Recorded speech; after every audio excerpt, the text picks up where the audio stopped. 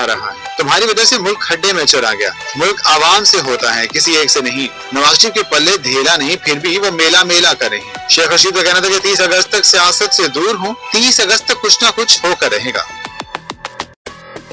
हुकूमत का खात्मा या इमरान खान रिहा, 30 अगस्त को क्या होगा? सियासत के नजूमी शेख रशीद ने बड़ी पेशगोई कर दी। हुकूमत का होगा खात्मा या होंगे इमरान खान रिहा, 30 अगस्त को क्या होने वाला है? सियासत के नजूमी शेख रशीद ने बड़ी पेशगोई कर दी।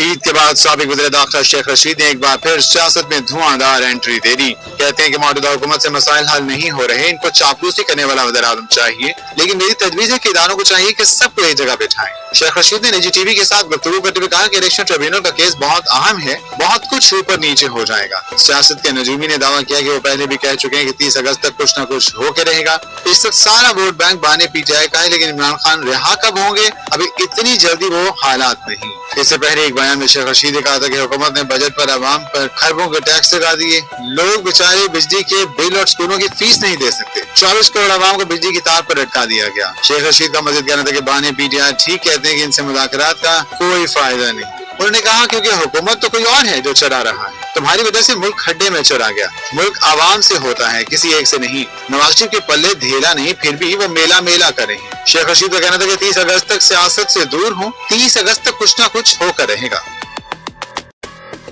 हुकूमत का खात्मा या इमरान खान रिहा, 30 अगस्त को क्या होगा? सियासत के नजूमी शेख रशीद ने बड़ी पेशगोई कर दी। हुकूमत का होगा खात्मा या होंगे इमरान खान रिहा, 30 अगस्त को क्या होने वाला है? सियासत के नजूमी शेख रशीद ने बड़ी पेशगोई कर दी।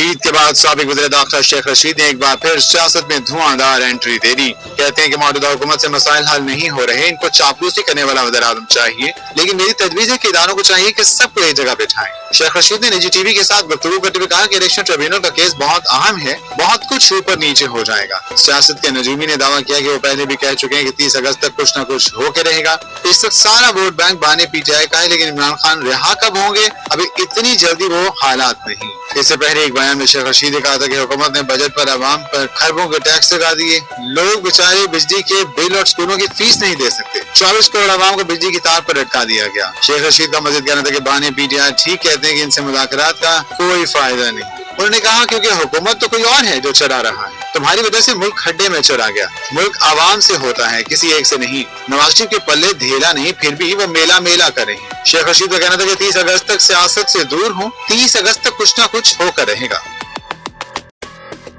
हुकूमत का खात्मा या इमरान खान रिहा, 30 अगस्त को क्या होगा? सियासत के नजूमी शेख रशीद ने बड़ी पेशगोई कर दी। हुकूमत का होगा खात्मा या होंगे इमरान खान रिहा, 30 अगस्त को क्या होने वाला है? सियासत के नजूमी शेख रशीद ने बड़ी पेशगोई कर दी। ईद के बाद साबिक वज़ीर दाखिला शेख रशीद ने एक बार फिर सियासत